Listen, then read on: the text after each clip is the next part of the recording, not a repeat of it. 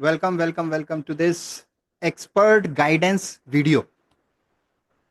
और ये special guidance उन सारे स्टूडेंट्स के लिए है जो बीकॉम के स्टूडेंट हैं, सेकंड सेमेस्टर के हैं और कंप्यूटराइज्ड अकाउंटिंग का एक सब्जेक्ट उनके सिलेबस में है।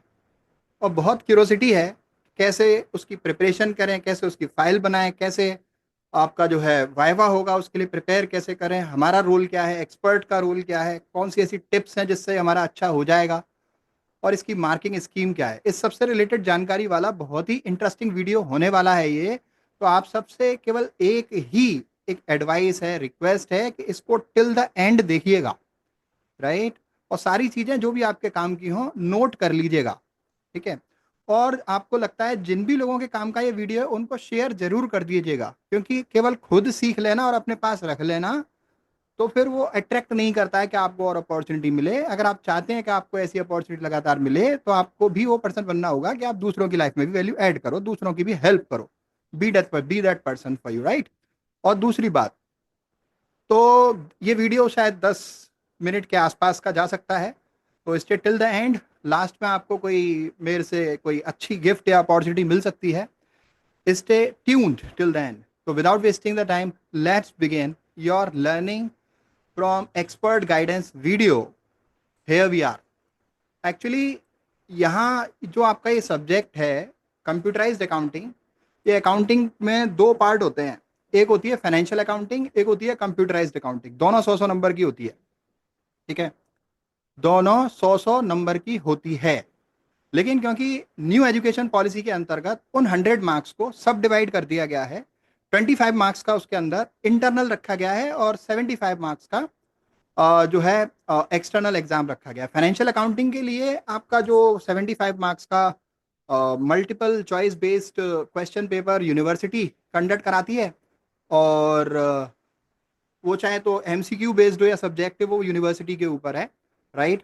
तो 25 मार्क्स का इंटरनल असेसमेंट है फाइनेंशियल अकाउंटिंग में, और 75 मार्क्स का आपका एक पेपर होता है, एग्जाम होता है जो आप अलग से देते हो, राइट। तो अकाउंटिंग का दूसरा पार्ट जो आप अपियर करते हो, अटेम्प्ट करते हो, वो है कंप्यूटराइज्ड अकाउंटिंग। कंप्यूटराइज्ड अकाउंटिंग भी 100 मार्क्स का ही होता है, लेकिन इसमें भी सब डिवीजन होता है। 75 मार्क्स का एक एक्सटर्नल एग्जाम होगा, मतलब ये रिटन नहीं होगा, ये वाइवा वोस होगा। मतलब आपका जस्ट ओरल कम्युनिकेशन से रिलेटेड होगा, आपको बताना होगा, आपको बताने की एफिशिएंसी टेस्ट की जाएगी कि आप किसी टॉपिक के बारे में कितना जानते हैं, ठीक है।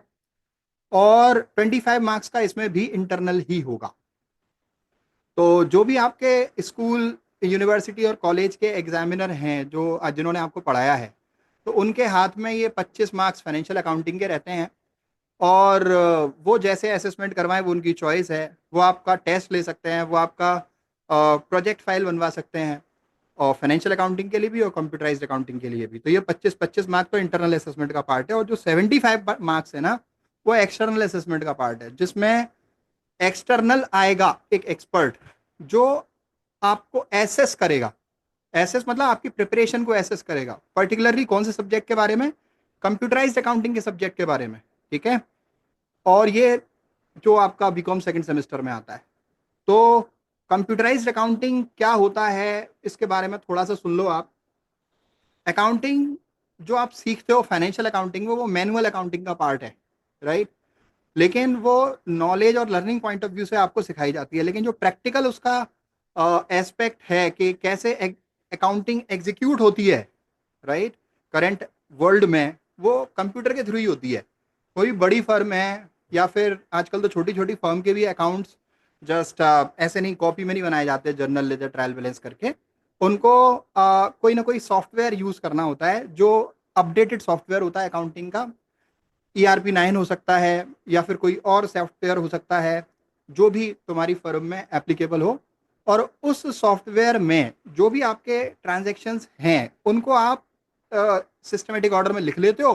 फिर उसके बाद में उनकी कंपनी क्रिएट करके, अलग अलग हेड क्रिएट करके, उसके अंदर फिर उन एंट्रीज को पोस्ट कर देते हो।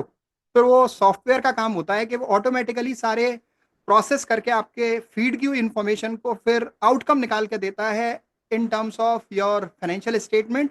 और फिर वो उसकी रिपोर्ट भी तैयार करके देता है कहाँ आप स्टैंड कर रहे हैं। तो जो भी ऑनलाइन जो अकाउंटिंग है, कंप्यूटराइज्ड अकाउंटिंग है, वो सब जीएसटी कंप्लाइंस बेस्ड होती है। जीएसटी कंप्लाइंस उसके अंदर फैसिलिटेटेड होता है, तो उस सब से रिलेटेड होती है। तो ये जो आपका बीकॉम सेकंड सेमेस्टर का एग्जाम है, इसमें आपको एक अपॉर्चुनिटी मिली है कि आपको थोड़ी जानकारी कंप्यूटर से अकाउंटिंग कैसे करनी है उसकी हो जाए, जिससे आप प्रैक्टिकली एबल हो जाएं कि किसी फर्म में ग्रेजुएशन करने के बाद या ग्रेजुएशन करने के साथ पार्ट टाइम, बाद में फुल टाइम कहीं आप अकाउंट करने जाएं तो थोड़ा सा आपको स्किल्ड हो जाए। उसका इंटेंशन केवल इतना है, राइट। प्रैक्टिकली एग्जीक्यूट कैसा होता है उस पर नहीं जाएंगे, राइट। तो अभी इंटेंशन तो केवल आपका बेनिफिट ही है पूरा। आपने क्या कितना सीखा वो एक अलग एस्पेक्ट है अभी तक, अगर आप एग्जाम के पॉइंट पे आ गए हैं, लेकिन अगर स्टार्टिंग से आपको इसको लेके चलेंगे तो this is a very beneficial for you. अब बात करते हैं सेकंड चीज की कि एक्सपर्ट का क्या रोल है। एक्सपर्ट का रोल है कि कंप्यूटराइज्ड अकाउंटिंग का जो सब्जेक्ट आपने पढ़ा है अपने कॉलेज लेवल पे, स्कूल कॉलेज या इंस्टीट्यूशनल लेवल पे आपने जो प्रिपरेशन करी है उसकी आपकी डेप्थ क्या है उसको असेसमेंट करना, राइट। अब वो इसके लिए आपके जो इंटरनल जो टीचर्स होते हैं कॉलेज के यूनिवर्सिटी के जिनसे आप पढ़ते हो क्लासरूम में, वो आपको इसके बारे में पढ़ाते हैं और इसका कुछ असाइनमेंट या प्रोजेक्ट तैयार कराते हैं। अब ये क्वेश्चन बहुत सारे आ रहे हैं मेरे पास कि सर कैसे फाइल बनेगी, राइट। तो कैसे फाइल बनेगी, इन सब चीज़ों के आंसर मैं कोशिश करूंगा कि मैं आपको इसमें दूं।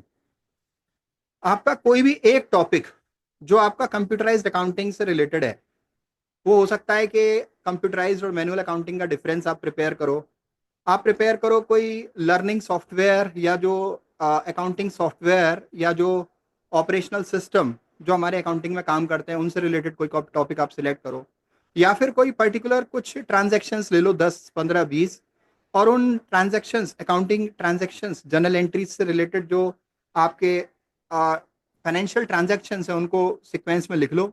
और फिर उसके बाद में उसकी एंट्रीज क्रिएट करो, कंपनी क्रिएट करके उसके अंदर डिफरेंट हेड्स ऑफ अकाउंट खोल के कंप्यूटर में उनकी एंट्री क्रिएट करो। फिर उन एंट्री को फीड करके उन सब के स्क्रीनशॉट लेके फिर प्रिंट आउट निकाल के फिर आप एक फाइल में चिपकाओ। अगर आपके पास पूरा टाइम है तो ऐसा ही करना चाहिए इस तरीके का प्रिपरेशन, लेकिन अगर टाइम कम है और एग्ज़ाम सामने है तो इनमें से कोई भी आप टॉपिक लेके जो आपको कंफर्टेबल हो, इजी टॉपिक भी ले सकते हैं। या तो टॉपिक वो लो जो आपको इस कॉलेज में टीचर ने सजेस्ट किया है, राइट। आपके एक्सपर्ट ने, इंटरनल एक्सपर्ट ने, टीचर ने सजेस्ट किया वो टॉपिक लो। अदरवाइज अगर आपको नहीं किया है, नहीं मालूम है कौन सा टॉपिक है, तो उसके लिए आप एक काम करो, खुद कोई इजी टॉपिक एक या दो लेके 25 से 30 पेज की एक फाइल आप बना सकते हो। और वो मैनुअली रिटन हो सकती है या फिर प्रिंट आउट भी उसका ले सकते हो आप। बच्चे ये भी पूछते हैं कि साहब दो तरफ लिखा होना चाहिए या एक तरफ, उसमें कोई प्रॉब्लम नहीं है कि दोनों तरफ उसका प्रिंट आउट निकाला है, एक तरफ निकाला है, एक तरफ लिखा है, दोनों तरफ लिखा है। आपने एक तरफ उसकी इमेजेस चिपका दी हैं और दूसरी तरफ आप एक्सप्लेन कर रहे हो, इन सब बातों में कोई प्रॉब्लम नहीं है।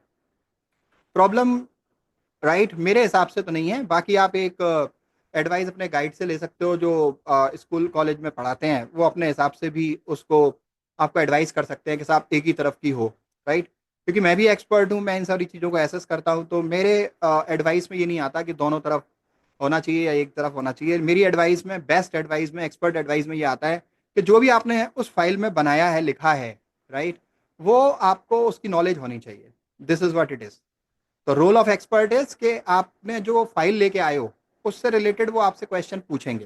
पहले आपकी अटेंडेंस लगेगी, फिर उसके बाद वो आपको बैठा लेंगे सामने और आपसे पूछेंगे क्या टॉपिक बनाया है, ये टॉपिक क्यों बनाया है, इसके अंदर कोई पर्टिकुलर जो आपने इंफॉर्मेशन फीड की है, जो लिख रखा है, उससे रिलेटेड कोई भी टॉपिक पे वो आपसे पूछ सकते हैं और ये आपके लिए अपॉर्चुनिटी होती है। फिर वो उसका असेसमेंट करके आपको मार्क्स अवार्ड कर देते हैं। This is what it is about the 75 marks examination. अब बात आती है आपका रोल क्या है। आपका रोल साहब ये है कि आप वेल प्रिपेयर्ड हों। पहली बात तो आप इंटरनल असेसमेंट जो आपके 25 नंबर का फाइनेंशियल अकाउंटिंग का है वो आपने अच्छे से सिंसियरली दिया हो, क्योंकि मार्क्स उसके भी इंपॉर्टेंट होते हैं, स्कोरिंग होते हैं और वो सारे इंक्लूड होते हैं आपकी मार्कशीट में, राइट। और जो 25 नंबर दूसरे इंटरनल असेसमेंट के उससे रिलेटेड है जो कंप्यूटराइज्ड अकाउंटिंग के हैं, उसका भी आपने असाइनमेंट पहले ही कर लिया हो या उसका कोई इंटरनल एग्जाम हुआ हो तो वो भी आपने कर लिया हो। तो इस तरीके से 50 नंबर का इंटरनल असेसमेंट फाइनेंशियल और कंप्यूटराइज अकाउंटिंग का मिला के कंप्लीट हो जाता है।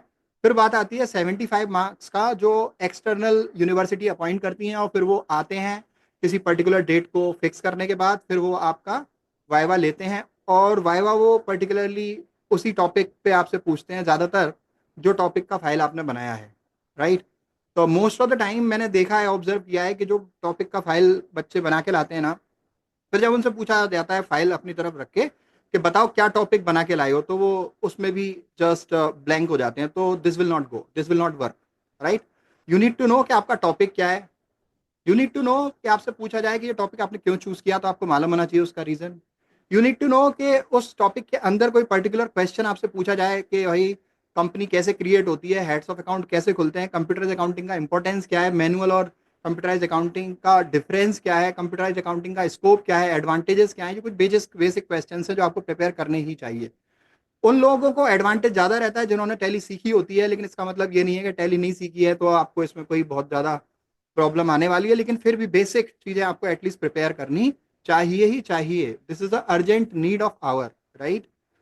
अभी स्टार्टिंग से अगर ये सब्जेक्ट आपके पास है तो आप पहले ही उसको सीख लोगे तो एडवांटेज रहेगा, लेकिन अगर लास्ट मोमेंट पे हो तो बेस्ट है कि बेसिक जो मैंने क्वेश्चंस अभी बोले उनको आप नोट कर लो, और फिर उसके बाद में उन क्वेश्चंस को प्रिपेयर कर लो और तैयार रहो उनका आंसर देने के लिए जब भी आपसे पूछे जाएं।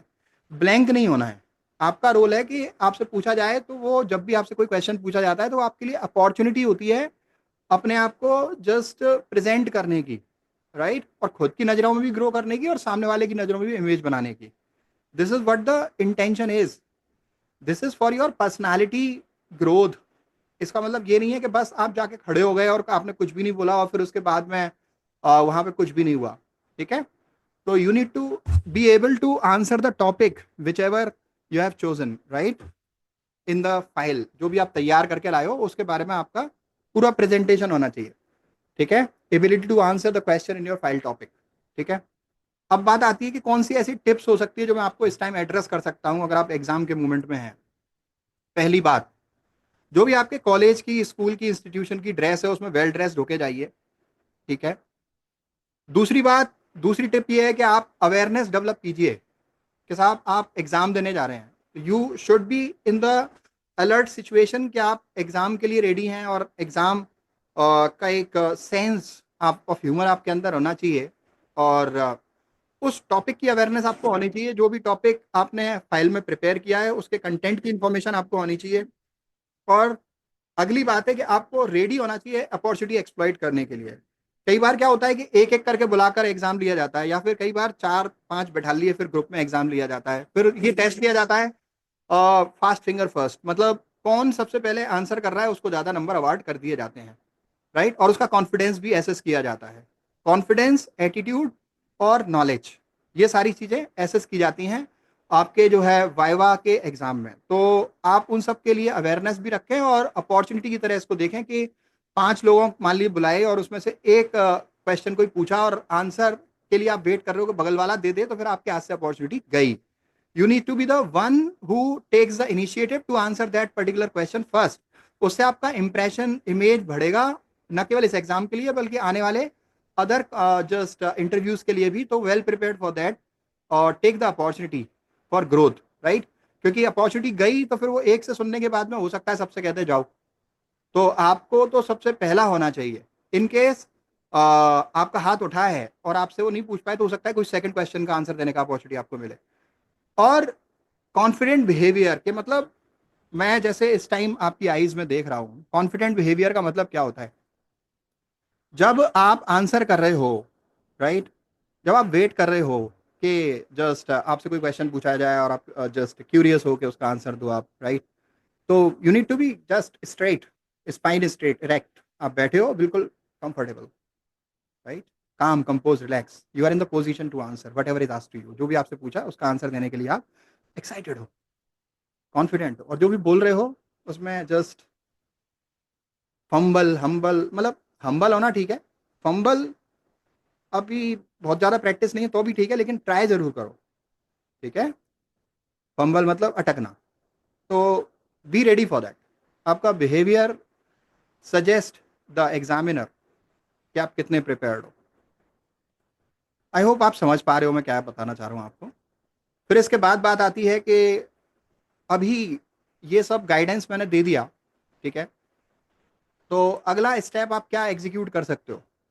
अगला स्टेप है कि ये वीडियो उन लोगों के काम की, जिनके भी काम की है, जो बीकॉम सेकेंड ईयर के हैं, मतलब सॉरी बीकॉम के सेकंड सेमेस्टर के हैं और ये सब्जेक्ट उनके सिलेबस में है, तो उन तक स्प्रेड आउट करो और खुद सबसे पहले इसका जो भी लर्निंग्स है उसको इम्प्लीमेंट करो और लाइक सब्सक्राइब करो वाकई में अगर आपके लिए वैल्यूएबल इंफॉर्मेशन रही है, और नोटिफिकेशन ऑन करो क्योंकि ऐसी इंफॉर्मेशन आपके पास आती रहेगी।